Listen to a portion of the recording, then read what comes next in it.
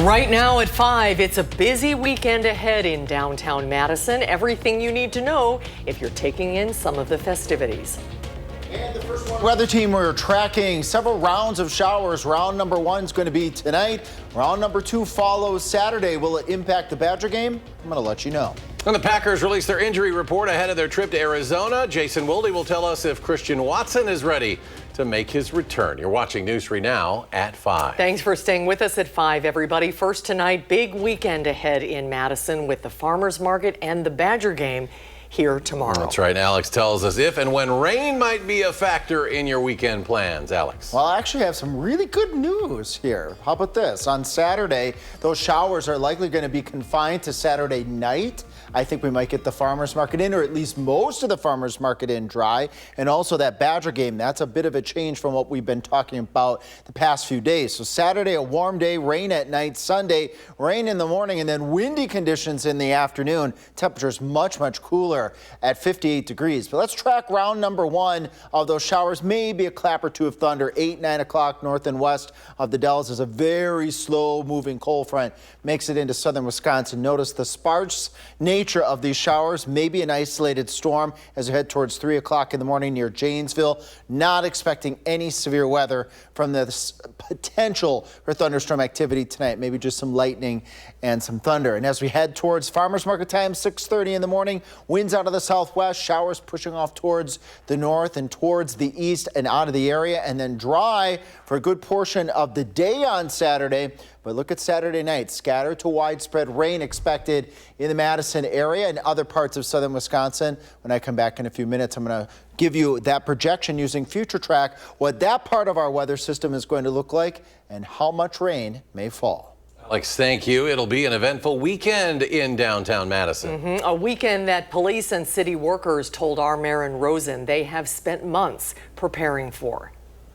The city is expecting an influx of traffic this weekend with lane closures on John Nolan Drive and 3 major events happening on Saturday. The weekly Farmers Market kicks off Saturday morning and the Badgers will face Ohio State at 2:30. The No Kings protest is also scheduled for later Saturday afternoon. I think what we're going to see more so is things further away from Camp Randall on the outskirts that are going to have an impact here at Camp Randall, and mainly traffic, mainly people trying to get downtown. UWPD is expecting intense traffic as people enter and leave the downtown area on Saturday. When you add all these extra layers that are occurring, the events happening in downtown Madison, the construction project, the traveling team fans who aren't familiar with Madison, it's just a lot of extra layers involved that are probably going to impact traffic quite a bit. But the police and city workers say they and emergency services are well prepared and well staffed to handle the festivities. Businesses have seen this before. They've seen this influx of people, so they're ready. And they are excited to have people come down and really see what's best about Madison. With safety being the top priority, visitors still have every reason to visit downtown. We don't worry too much about what's going to happen. We just think it's a great opportunity to show off what's best about the city of Madison. UWPD is recommending for all visitors to pack your patience and give yourself plenty of time to get where you need to go. Reporting in Madison, I'm Maren Rosen, News 3 Now. Thank you, Maren. There is also a No Kings rally tomorrow on the Capitol Square. 20,000 demonstrators are expected. The Badger game and the Farmers Market, as you know, both regularly bring thousands of people downtown. An investigation underway after a man dies during a police standoff. This happened in rural Wautoma. Last night, a Waushara County Sheriff's deputy and a State Patrol trooper responded to reports of domestic violence at a home near State Road 73 and County Road O in Waushara County. A man was outside the home when the deputy arrived. Authorities say he ran back inside and fired at the deputy. The deputy fired back. The Wisconsin DOJ says the man then barricaded himself inside the home. At one point, officers heard gunshots coming from inside. After entering, they found the man dead. No officers were hurt during this incident. The DOJ now leading the investigation into the shooting. Reports will then be turned over to the Waushara County District Attorney, who will then decide if charges should be filed. And a student at Madison West High School is hospitalized after an incident at the school. Officers were called to the school about 11:30 this morning for reports of a battery.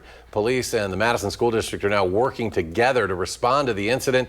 An investigation is currently ongoing. A Kenosha County man has been charged after allegedly posting TikTok videos that called for ICE agents to be shot and killed. Andrew Stanton was indicted Wednesday on 3 federal charges, including threatening to assault, kidnap, or murder a U.S. official. Prosecutors say the videos were posted between August and October of this year from various accounts. Stanton has pleaded not guilty. His trial is set for December 15th. As artificial intelligence continues to grow, so do concerns around safety, especially for minors. Megan Garcia is suing the company behind Character AI. She says in 2023, she noticed a change in her 14-year-old son. A year later, he took his own life. She believes an AI chatbot was to blame. He had been engaging with an AI chatbot over numerous months, and those conversations were both romantic and sexual. He was in a situation where a chatbot was manipulating him. The lawsuit alleges the company behind the chatbot didn't do enough to prevent Garcia's son from developing a relationship with a chatbot and did not adequately respond when her son began expressing thoughts of self-harm. Character AI would not comment on the pending litigation, but says it has introduced new features focused on the safety of minor users. UW-Platteville will be closing its Baraboo campus after the spring semester of next year. Officials say the decision came after careful consideration and as enrollment continues to decline at the campus. UW-Platteville will help students transition to its main campus. According to the Universities of Wisconsin, the Baraboo campus has a total of 178 students enrolled, with the average class size being 14. 2 Hartford police officers are turning an annual friendly prank on its head. As is tradition, the seniors throw toilet paper around the school the night before homecoming, the football game. Then they're caught and they have to clean it up. Well, this year, the SROs there took matters into their own hands.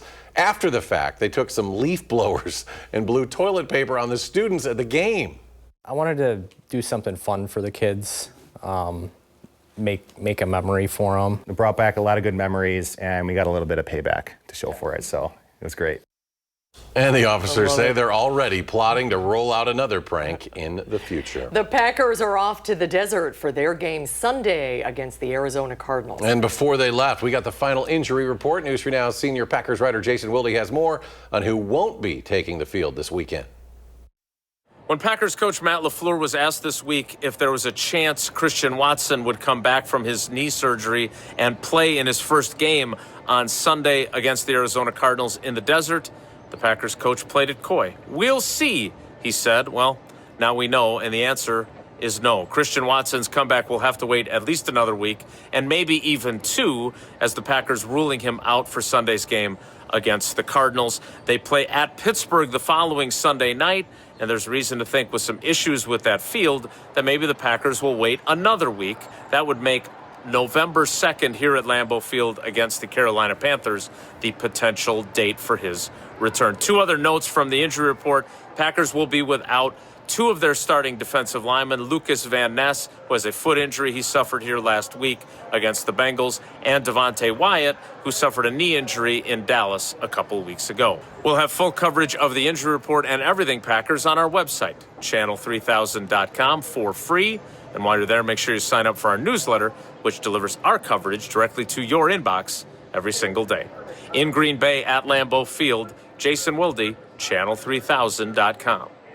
And the Packers will take the field in Glendale to face the Cardinals this Sunday. Kickoff set for 3:25 p.m. The Badgers welcome top-ranked Ohio State to Camp Randall tomorrow, and you'll be able to watch the game right here on WISC. The defending national champion Buckeyes have won 10 straight games. They're undefeated.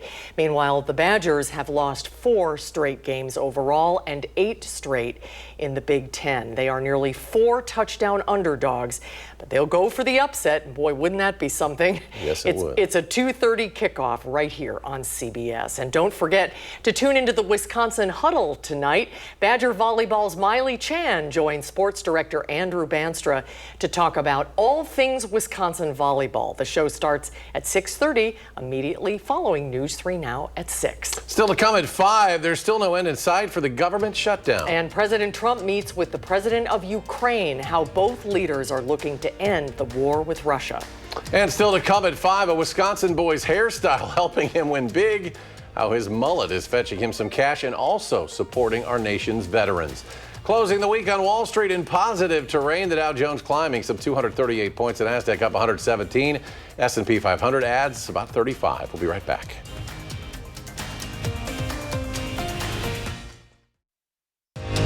You're watching News 3 Now at 5. Ukrainian President Volodymyr Zelensky visited with President Trump this afternoon, asking for a weapon to bring Russia to peace negotiations. This comes as President Trump says he believes Russia's president is ready to end the war. Erica Brown has more details from the White House. President Trump, sir, do you believe you can convince Vladimir Putin to end the war in Ukraine? Ukrainian President Volodymyr Zelensky arrived at the White House Friday for talks with President Trump about ending his country's war with Russia. We have to get together. It's a very small group of people. It's the president, and the president. Okay, 3 presidents. And I'm the mediator president. Zelensky says he's ready to negotiate and is pushing for a ceasefire, but claims Russian President Vladimir Putin is not serious about peace. Zelensky is also requesting American-made Tomahawk missiles to bolster the fight against Russia. We understand what we need to push Putin to negotiation table. President Trump says he's considering sending the missiles, though Moscow warns it would be a major escalation. It could mean big, escalation. It could mean a lot of bad things can happen. Tomahawks are a big deal. The high-stakes meeting today comes after Thursday's more than 2-hour phone call between President Trump and President Putin. They agreed to meet for another round of face-to-face talks in Hungary. Aren't you concerned that maybe the Russian president is trying to buy himself more time? Yeah, I am, but, I've been played all my life by the best of them, and I came out really well. So it's possible, a little time. It's all right. President Trump's last meeting with Putin in Alaska ended without a breakthrough as peace talks appear to stall. But the president says he is confident a deal can be reached to end the war in Ukraine. Erica Brown, CBS News, the White House. The current government shutdown is now the 3rd longest in modern history, and there is no end in sight.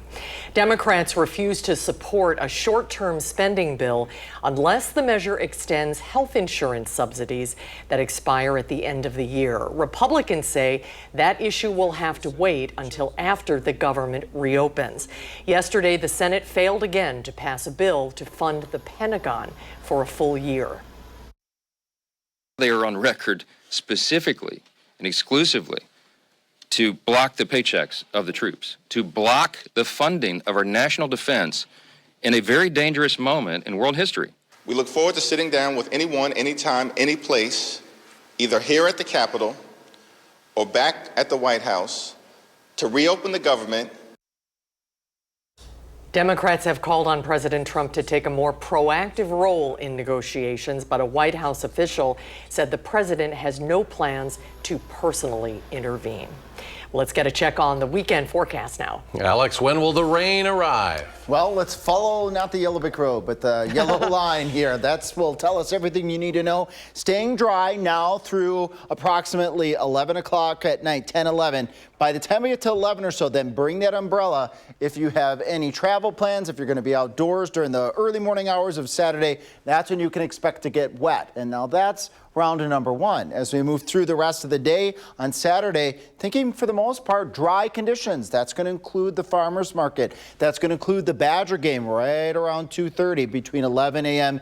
and 5 p.m. on Saturday. And watch what happens as we go into Saturday night, going into Sunday morning, just infringing on church or brunch. We're bringing the umbrella and expect to getting wet. So we have 2 rounds of water to track here. Not a whole lot out there right now on radar 3000. Few isolated showers, Platteville all the way up through the Dells right now, but that's it. And that shows pretty well here as we head towards 8, 9, 10, 11. A couple showers, maybe a rumble of thunder over parts of southwest Wisconsin. As we roll through the rest of the evening, a couple showers, maybe a rumble or 2 of thunder as we head towards 3 or so o'clock in the morning, Madison, Janesville, over towards Jefferson. As we get a little bit further into Saturday, again, this is round number 1, then we dry out as we head towards 6, 7 o'clock Saturday morning. And there's that round number 2, Saturday night. scattered to widespread activity. Let's see how that pans out here. Showers, maybe a rumble of thunder entering southwest Wisconsin, 8, 9 o'clock on Saturday. Widespread rain, possibly heavy at times, a clap or two of thunder, strong northwest winds too, starting off Sunday morning. So it's going to be a cool, damp, kind of that raw rain that we see sometimes as we head into the fall months, and we're well into fall now. Rain showers still from the Dells to Lone Rock to Mineral Point at 6 o'clock Sunday morning, and then that weather system scoots off to the east. May even break into some sunshine as we go into Sunday afternoon, but those gusty northwest winds are going to usher in fall-like feeling air for sure. 3/4 of an inch, maybe upwards of an inch of water across all of southern Wisconsin between these two rounds of rain. And I think the Saturday night rain is probably going to be the more appreciable, the heavier of the two rounds as we go through the next 24 to 48 hours. That cold front dividing line, 54 to La Crosse to 64 in Janesville, south and east of that cold front. That's where the warmer air is going to be as we go into Saturday. We warm back up as that weather system rebuilds, recharges into the 70s across much of the area. And then that cool stuff follows as we go into Sunday. Behind the weather system, 58 degrees, maybe even temperatures tumbling a little bit as we go further into Sunday. Temperatures in the 50s to near 60 for much of next week. Lows in the upper 30s to near 40. And that's very fall-like. That's exactly what you would expect for October. No 80s and 90s in the forecast. Actually, we have October weather all the way through the 10-day. All right, Alex, thank you. Ahead at 5, a Wisconsin boy's haircut helps him win big. How his mullet is earning him some big cash while also giving back to veterans.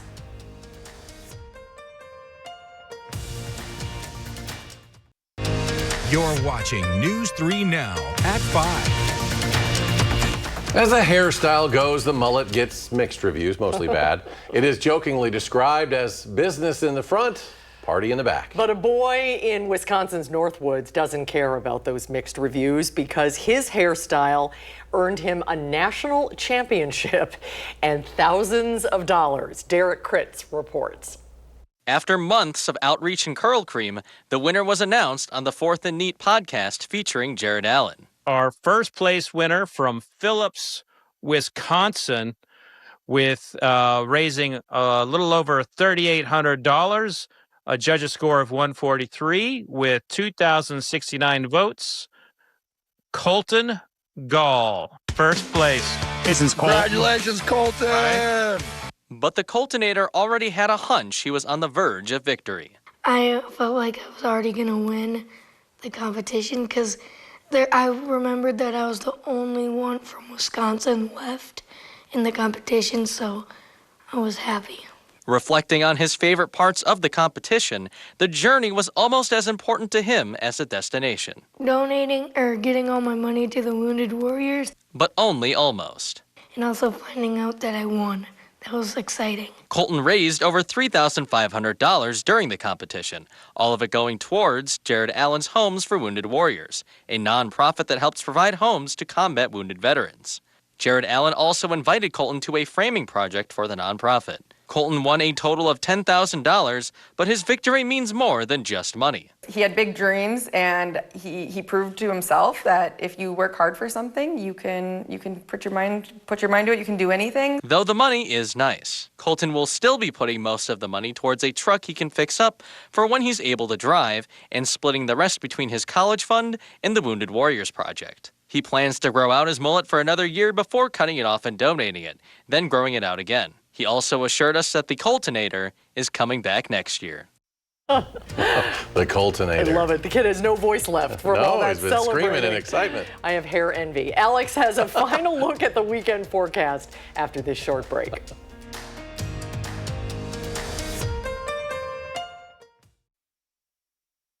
Americans are expected to spend a record amount celebrating Halloween this year. We'll look at the rising cost of getting into the spirit.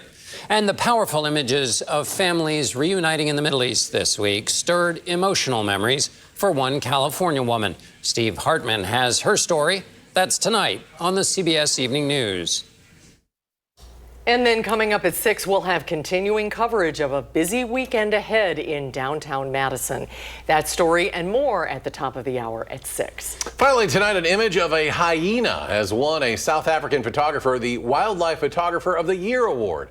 This image, titled Ghost Town Visitor, features a brown hyena. It's seen standing in front of an abandoned building in a former diamond mining town. Brown hyenas are rarely seen, so the photographer used camera trap technology to capture this photo. A jury also chose 19 category winners from more than 60,000 submissions. Winners included images of a northern white rhino, an insect-attracting pitcher plant, a caracal eating a lesser flamingo, gulls, and a longhorn beetle. Amazing photography, no doubt. Alex is back. Final check of the forecast for this big weekend ahead. Yeah, everyone wants to know, when is it going to rain? Am I going to get my activities in? Let's get right to the graphics because I think I have your answer here. Tonight, a couple showers. Saturday, warm, partly sunny, and then we're going to have rain Saturday night going on into Sunday morning. So I think we're going to get those Saturday activities in. Here's the Badger game breakdown. Temperatures at kickoff at 72 degrees. Bring that short sleeve red shirt. And in the evening, that's when we'll see those showers and those thunderstorms pick back up, but probably not till after 8 or 9 o'clock. Look at Sunday, big change back to reality, and all of next week looks just like it should be. October weather. It has to be cardinal red to be exact, not scarlet red. That's Ohio State's red. That's exactly so right. I don't know the difference. Yeah. Have a good weekend, everybody. Thanks for joining us at 5. You can always find us streaming 24/7 on Channel 3000+.